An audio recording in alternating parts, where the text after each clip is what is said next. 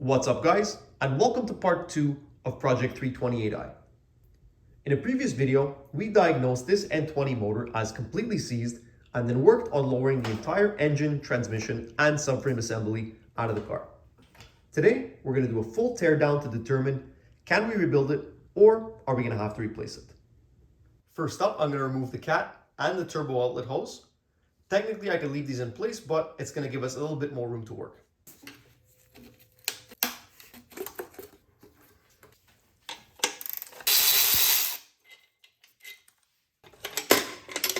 Once that clamp is undone, the cat is mounted with two nuts right here.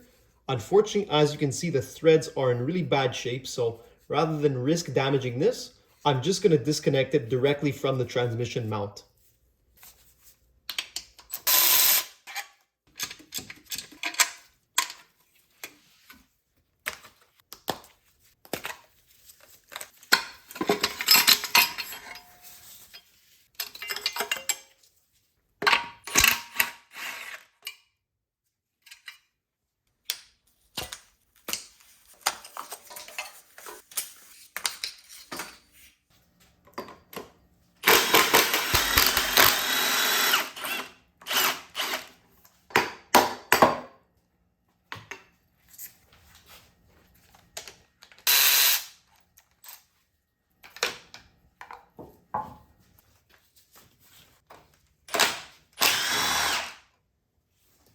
So now that we've got everything disconnected, I've gone ahead and added this strap on the back of the subframe because as we lift the engine off, it'll have a tendency to tip more forward towards where the weight is. So this is going to help keep it in place. Then to jack the engine, in the front there's a spot to add this tow hook. For some reason, it's not the same thread pitch as the tow hook that's used in a car. This is one from my E90. And then there's just an eyelet on the back of the engine that you can hook into, and then we can start lifting it up. On the transmission, I'm going to come around, undo all the bell housing bolts, and then normally at this point you would also open this window up to undo all of the torque converter bolts, but since the motor is seized, I'm not able to spin it to get access to all those bolts. So what will happen is when we start separating it, we're actually going to separate the entire torque converter out from the transmission, and then once it's out, we'll take it off and get it on the stand.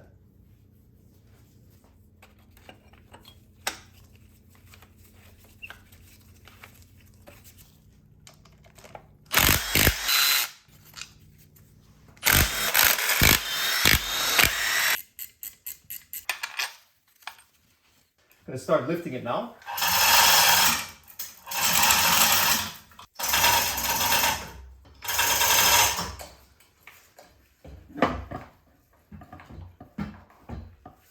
Okay, well, I firmly believe that no matter what I try and do, there's always going to be at least one hose that somehow I forget. So there's one hose here, looks to be going to the transmission cooler that needs to be disconnected from the thermostat housing.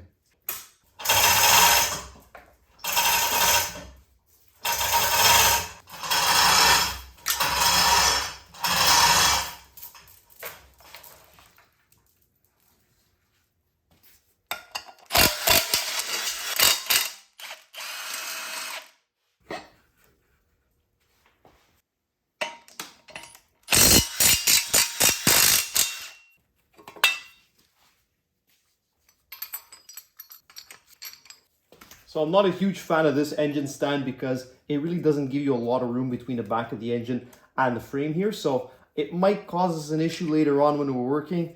I don't know, I guess we'll see. But for now, this is how I'm gonna mount it. Now that we've got the engine mounted on the stand, the first thing I'm curious to see is the condition of the oil filter.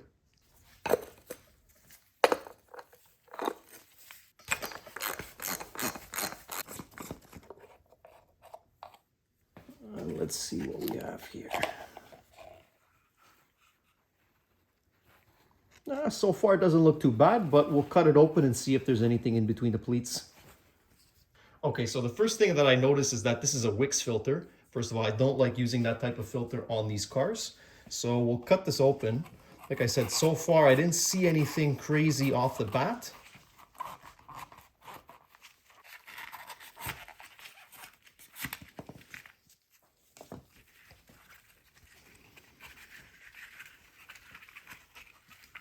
Okay, and so far it doesn't look like we have any metal shavings. I don't see really any sparkly pieces in here. It might be showing up on camera a little bit sparkly just the way the light is hitting it, but I've done some of these cars before, and it's clear when there's excess metal in here, and this is definitely not the case. So now we'll continue to disassemble the engine. I'm going to start with some of these hoses on the front.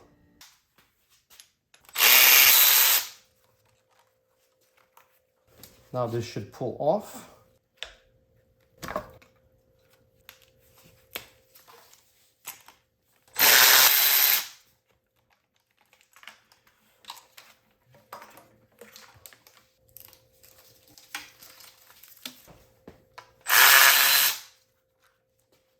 As you can tell, this thing was leaking oil from somewhere. I can't tell if it was actually an oil leak or if it was just when they were pouring in oil, they had really bad aim and they kind of just spilt it all over the front of the engine.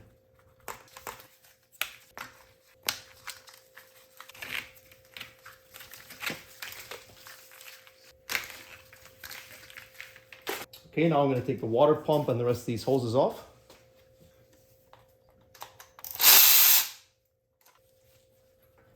Something tells me this thing hasn't been off since the car left the factory.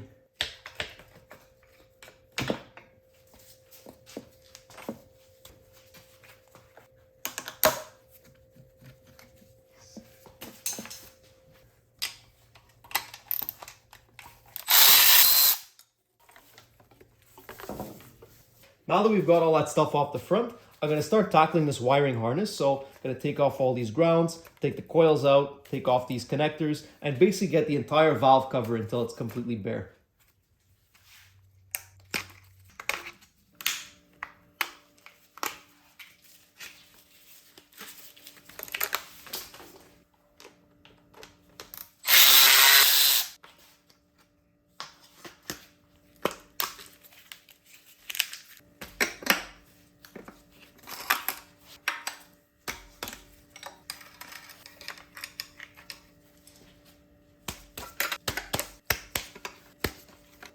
Should have probably grabbed the rag for this fuel coming out here.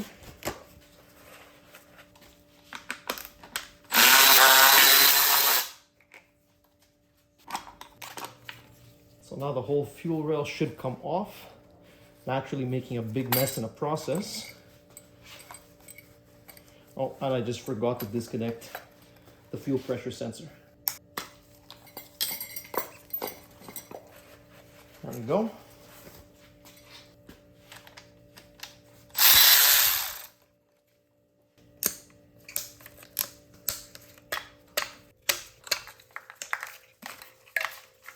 And then to get this plastic harness off, you just have to press, there's a tab right here, and then there's another one right here. Just press on those, unlocks the plastic, and then you can pop it right off and get this out of the way.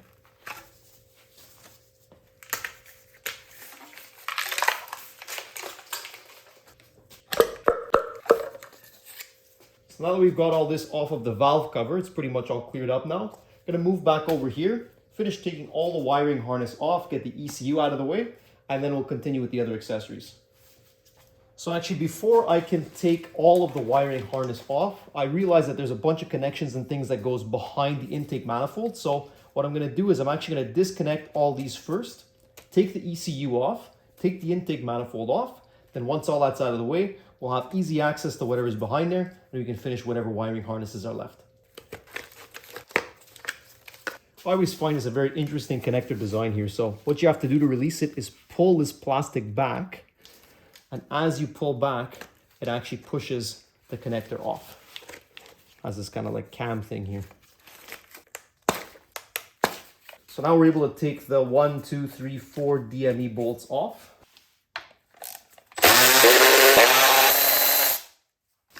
Now the whole DME should come right out.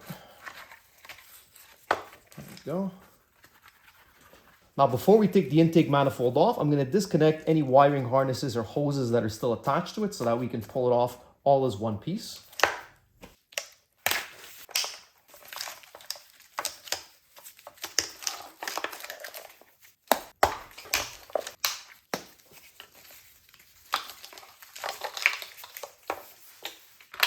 think this should be able to come off by itself now. Before I can do anything, I'm gonna have to dig all this dirt and sand out so that I can actually access the nut.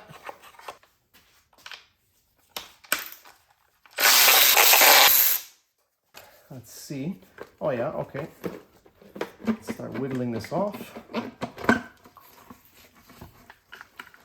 Oh boy.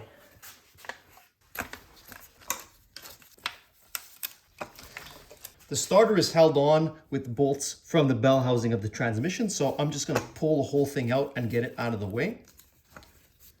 First, we actually have to disconnect the one from the alternator.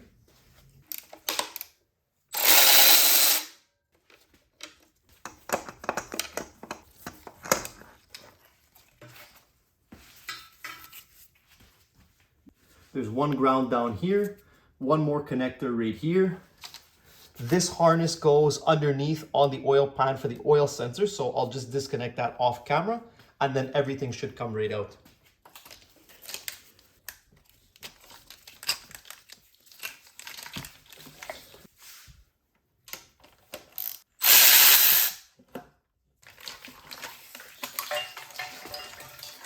There we go. Call me crazy, but honestly, I preferred the wiring harness on the N63 from Project 750 Li. Even though it had way more connectors and way more wires, the way it was routed made a lot more sense, I guess. Maybe since there was so many wires, it was a lot easier to just lay them down. This, the way it's mounted behind the intake manifold, is a little bit messier. Yeah, exactly. As simple as we can physically make it. Changing a light bulb could pose a problem for me. Not taking it out, but putting it back in. Putting it back in might be a problem, huh? Yeah, I hold the light bulb and 4 guys pulling the ladder. Now I'm going to finish taking the accessories off the front. So I'm going to put a 16 mil on the tensioner to release the tension on the belt. Take that off. As you can see, these have not been spinning for quite some time, but the AC compressor is actually still very smooth. There's a lot of crap in the belt, so obviously we'll need a new one of pretty much everything on here, but we'll get to that when we start reassembling it.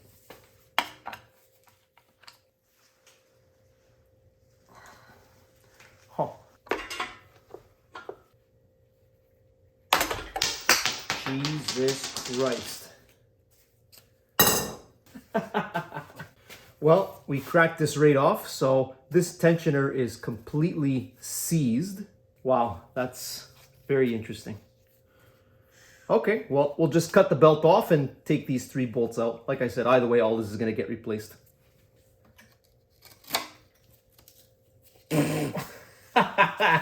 It didn't even move. It's glued on. Wow.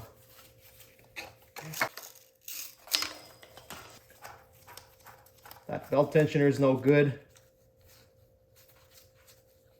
And the alternator doesn't spin either. That's amazing. And just for fun, we'll see what this gives. Oh yeah. Oh, that's perfect. Yeah, somehow I don't think we'll be reusing this. Oh well, time to take it off.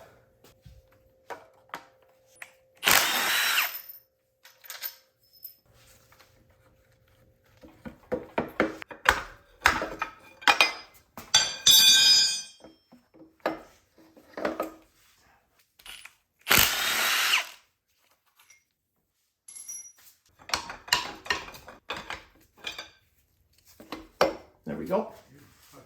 Now, just for fun, I'm going to try and hit this thing with a hammer, see if we can even get it to move. Oh yeah. I think this will be good to reuse now. And this we can chuck right in the bin. Now we're going to take off the oil filter housing.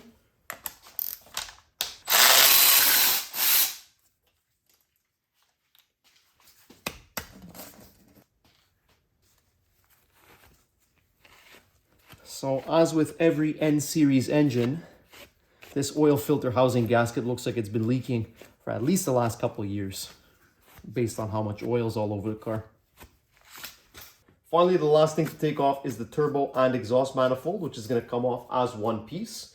So far, these exhaust manifold nuts aren't looking great, but we'll put the impact on here and see what we can do. So this is a pretty common thing that happens. The manifold stud will come off with the nut. Either way, it doesn't matter because we're going to replace all the hardware when we come reinstall this later.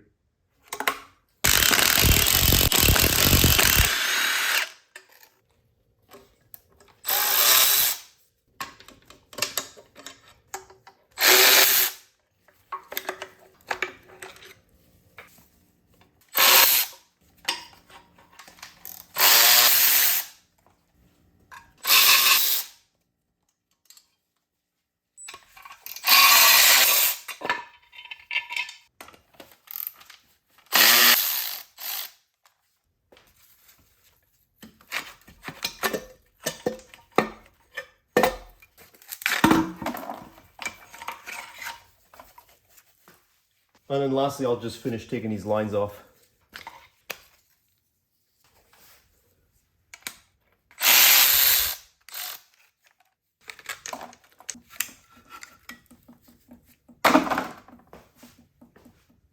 Now I'm going to take this high pressure fuel pump feed line off along with the vacuum pump.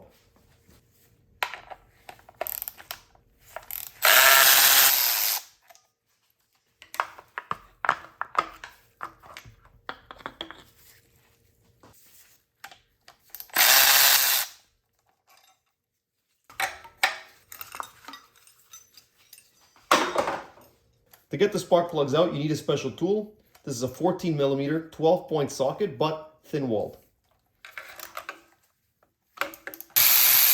Okay, well, nothing too interesting here. A little bit of carbon, but not that bad.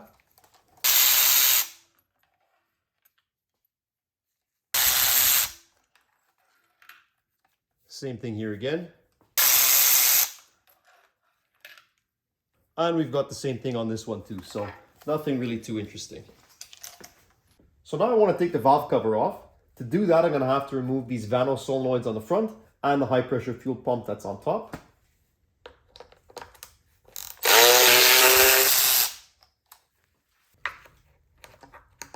And there's no difference between the intake and the exhaust. They're both the same piece.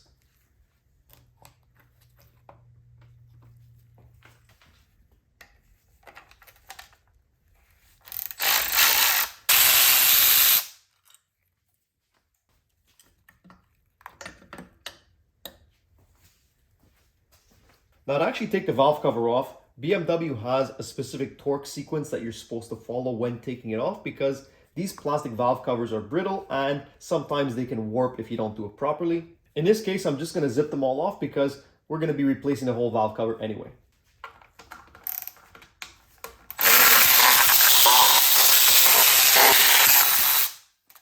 I'll put the torque sequence up on the screen if anyone's interested, but at this stage of the car, it's best to replace the entire valve cover because this plastic can get brittle and crack. Now, technically, this thing should come right off. Yeah, I have a feeling it's probably stuck on here pretty good. Let's try with a pry bar.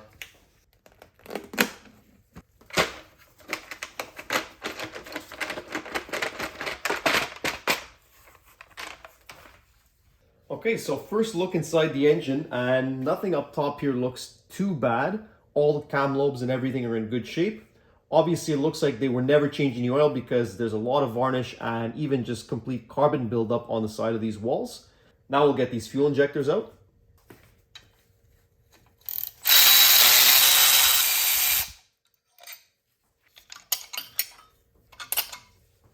These newer style solenoid injectors are usually pretty easy to get out. BMW recommends kind of a puller tool, but I have a slide hammer that I like to use a little bit more. These do have to go back into the same position when you're putting them back, so make sure that you have them marked.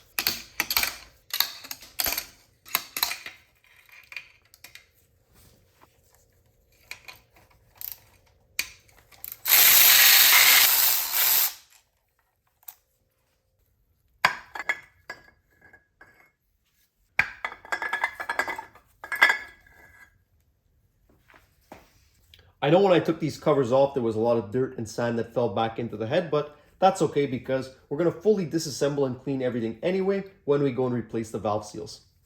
Before we can take the whole cylinder head off, we need to disconnect the timing chain and the cassette. So to start, we're going to flip it around and take off the oil pan.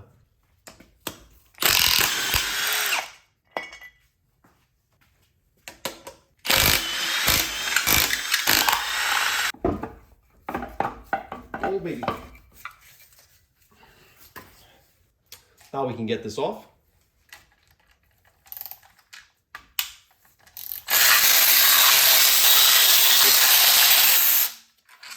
All right, let's see what we've got in here.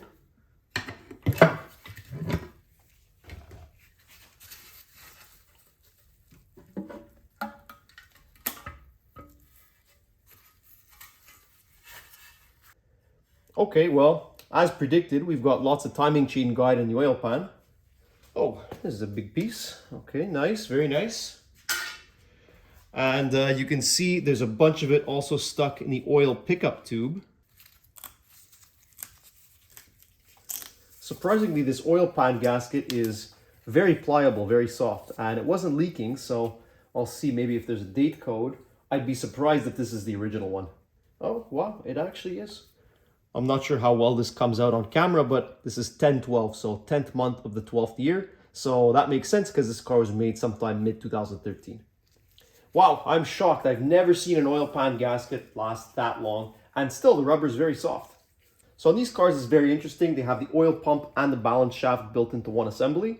I'm going to take off this bolt here to let the chain loose. Then we'll take all the bolts off, pull this away, and then we'll be able to inspect the connecting rods.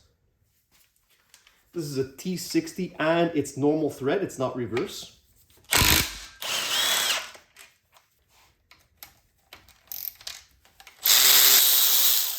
Here is the oil pump tensioner.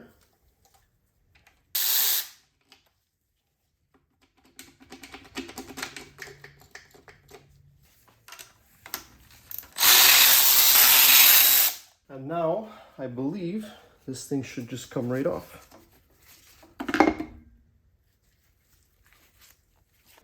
Okay, well, still, so far, I don't really see anything too alarming. Normally, when a connecting rod bearing spins, the rod becomes very dark because there's so much heat generated, but all four rods look relatively the same. There's not one that's a lot darker than the other. So it's going to be interesting as we continue to disassemble this to find out where the problem is coming from, because I don't really see anything out of the ordinary so far. But like we said, the motor is totally locked up, so it's seized on something. Next up, before we get the bed plate out of the way, I'm going to go back to the front of the engine and remove the timing chain cassette, so that way we can pull the whole head off, and then once we're down to the bare block, we'll come back down here and finish this off. So the timing chain is held in with a couple of components. Obviously down here you have the main crank bolt that holds the tension and holds the whole engine in time. As soon as we undo this, the oil pump chain is going to fall out from the bottom since we've already removed the oil pump. Then after that, there's a couple of plugs here, 1, 2, and 3. And then inside, there are Torx bolts that hold the timing chain onto the engine. Once that's done, we'll come up top, disconnect the Vanos adjusters, and we'll be able to take the whole cassette out as one assembly. Normally, there's a locking tool you're supposed to use on the flywheel to prevent this from moving, but since the motor's already locked up, I'm going to put the impact on there and just zip it off.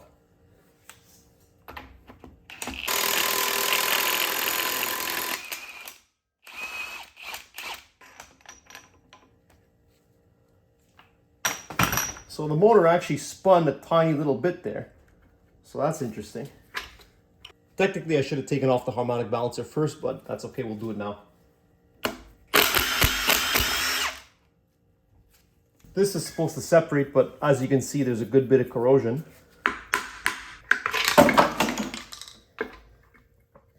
Okay, well, I guess we could do that too. Normally this piece inside is supposed to separate from the harmonic balancer, but it's seized together, so we'll have to heat this up and fix it later. But for now, the oil pump chain fell right out. This is loose, so we'll just disconnect these 3 points, then we'll be able to pull the whole thing out.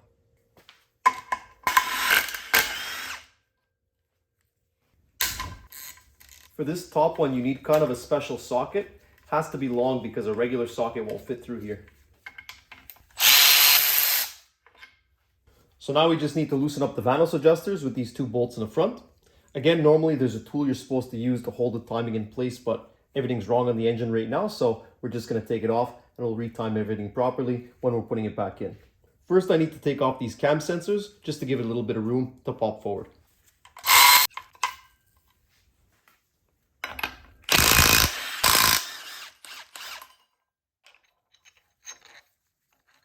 These two are the exact same.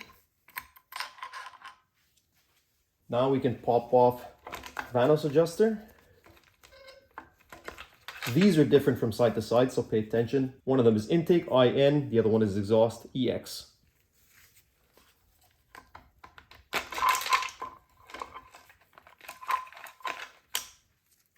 Last two bolts on the timing chain cassette, and you can see this entire piece is broken off, so as soon as I disconnect this, it's actually going to fall.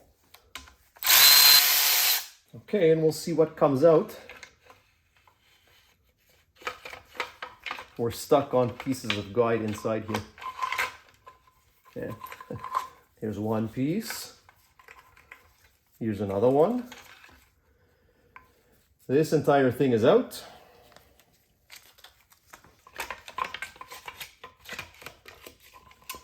Wow. Perfect. Broken and cracked just about everywhere. The guides are heavily grooved everywhere, so the chain was definitely loose and it was wearing really hard against the guide. I mean, look at this. This is really excessive wear. But like I said, totally normal for this engine. Okay, so now to actually get the cylinder head off, to get access to these ones on the intake side, since the eccentric shaft is in the way, they have these little cutouts so that you can fit your socket down and reach the bolt. In the middle one, you have the gear for the eccentric shaft. So you actually have to crank this manually using a 4mm Allen to get it out of the way, get this oil squirter out of the way, and then we'll be able to fit our socket down right here. Huh. I wish I had a much longer Allen, but unfortunately I don't, so this is going to take me a couple minutes.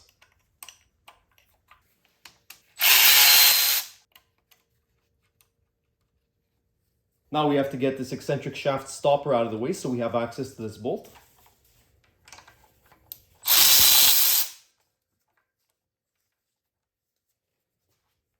And now we can start removing the head bolts. So you have 4 inside the cylinder head.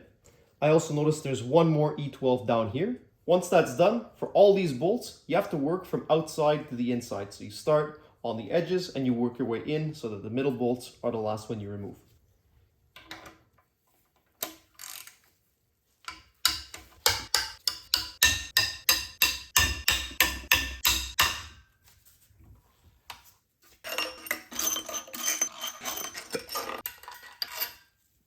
Now I've just got to be careful with these last two because as soon as these come off, there's nothing else holding the head, so I got to carry it.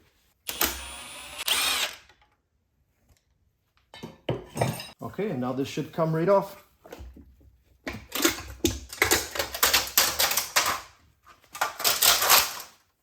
So taking a closer look at the cylinder head, so far everything looks okay. These cam lobes look all right. There is a little bit of wear on some of them that you can see visually, but nothing you can feel with your fingers, so these look good to reuse.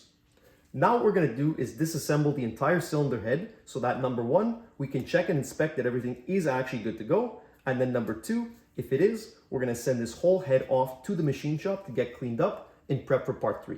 Now, if you're not familiar with BMWs, you might be wondering what this mess is on the intake side. On the exhaust side, you just have a regular camshaft, but over here, you've got this whole array of extra springs and rockers and an eccentric shaft.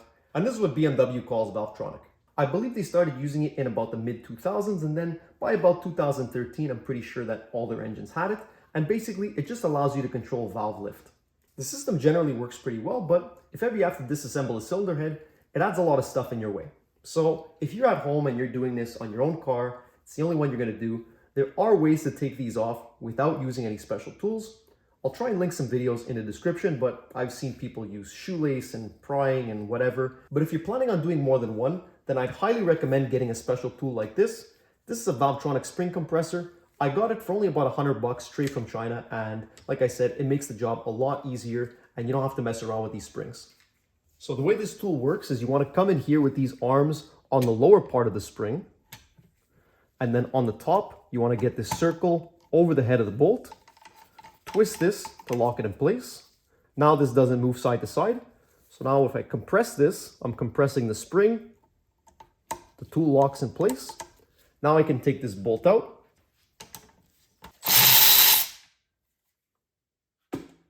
Get this bolt out of here. Now I can slowly release the tension. Undo the lock. Get the tool out of here, and now that this is loose, you can just pry this apart and take this right out.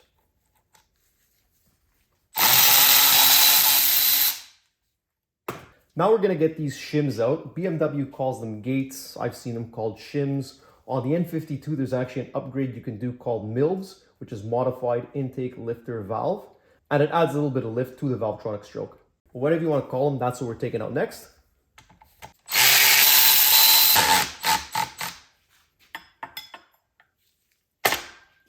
Whoop. Okay, so I actually had to spin the camshaft a little bit there. I guess since technically we weren't in the right place, there was still some tension on this one here. Now that this is out, this spins freely, so there's no tension on everything. We can get all of these off.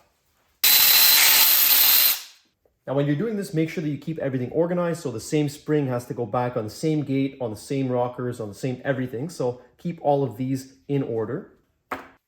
And these rockers just lift right out.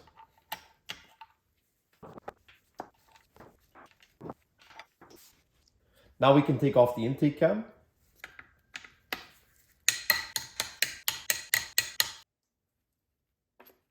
And now this will come right out. So overall, this is about the same condition as everything else. These look nice and clean, and same thing with the caps inside.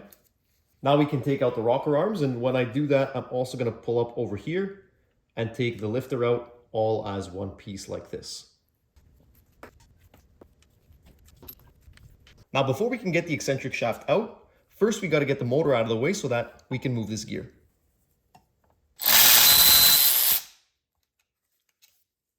Now I'm going to turn the eccentric shaft, get it off of the motor completely.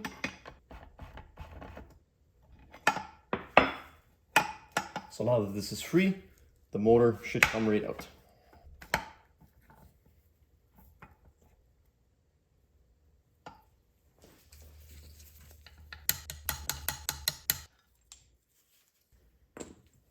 Okay, and now we can gently pull the shaft all the way off. You want to be really careful with these needle bearings because they're easy to break. And now last thing, we just have the exhaust camshaft.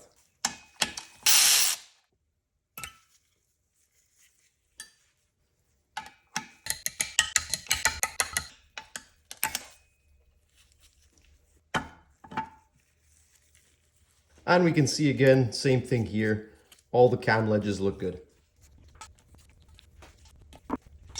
One last thing I forgot to mention is that on the eccentric shaft with these rollers, there's actually bearings that need to be removed from the cylinder head. So make sure to pay attention to these. Next up, we're going to remove the valves. And so to do that, I'm just going to use this universal spring compressor tool. Basically, the way it works is you just get the bottom lined up on the face of the valve. On the top, get it in the middle of the spring, and then press down until it locks into place. To get the keepers off, I just like using a small magnetic flat blade.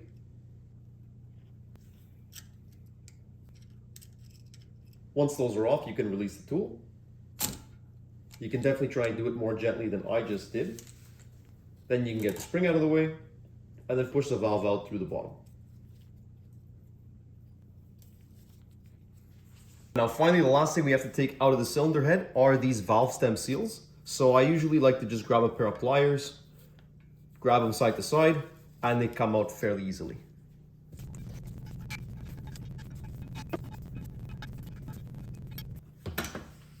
Okay, so here's the fully disassembled cylinder head. Unfortunately, my table isn't quite big enough to also have all the eccentric shaft parts on here, but taking a closer look, everything is in really good shape. All the cam journals have very minimal wear. The cams themselves do have a little bit of visual wear, but nothing that you can catch your fingernail on, so these are all good to reuse. All the rollers, rocker arms, lifters, all that stuff is good too. And lastly, we have the valves, and this really surprised me because a car with over 200,000 kilometers should definitely have a lot more carbon buildup than this. So that leads me to believe that these were serviced and cleaned sometime fairly recently, because direct injection, you always have a lot of buildup, especially on the intake side. Obviously, when we come back, we're going to replace all the valve stem seals. So now that we know this is all good, we're going to send this off to the machine shop to get cleaned up. Well, now that we've got the head off, how does it look inside? Well, so far, everything looks pretty good. I mean, the walls look pretty good. I still see some cross-hatching. I don't see any scoring or anything, just a lot of carbon buildup. You know what? I'm going to try putting the crank bolt back in because at this point, I'm not convinced the engine's actually seized.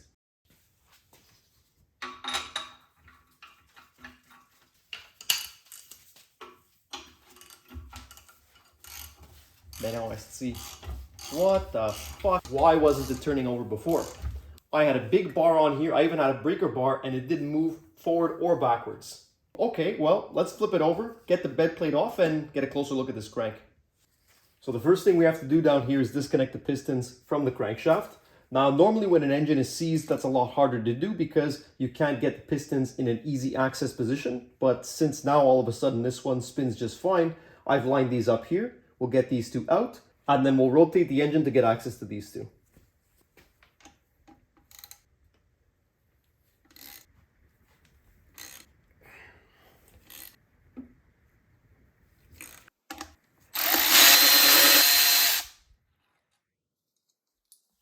Now we can pop these caps off. And this is absolutely mint. The crank is mint. And even the bearing, I mean, for a car with this many kilometers, this barely has any wear in it. Now this guy. Wow, again, same thing. It is absolutely beautiful in here. Be careful when taking these off because these are fractured rods. What that means is that instead of having a nice smooth machine surface over here, they make the rod as one piece and then they crack them so they're a match set. They can't go on another one. Be very careful when you're removing the piston not to scratch the crank or the cylinder walls. Hard to see from here, but even the upper bearings are in really good shape. Just going to use this rubber mallet to tap it all the way out.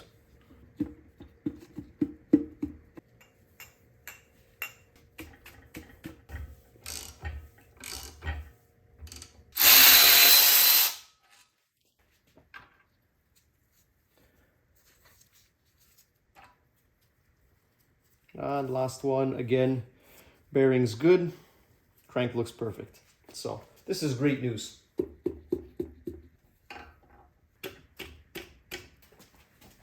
Okay, so we'll get a closer look at the pistons and the bearings in a little bit, but right now, I mean the crank, it spins so smoothly, there's no resistance. But at this point we've gone so far, I'm gonna take the bed plate off because we're gonna be changing all the bearings regardless.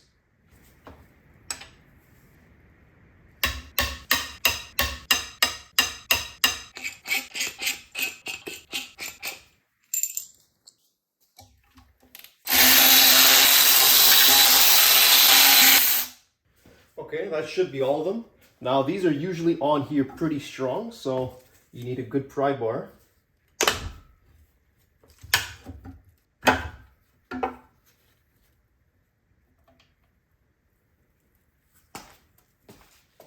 Again, back here it's going to be stuck on the rear main seal, but unfortunately this engine stand, I don't really have a lot of space to remove it, so I'm just going to try and pry up and see what we can get.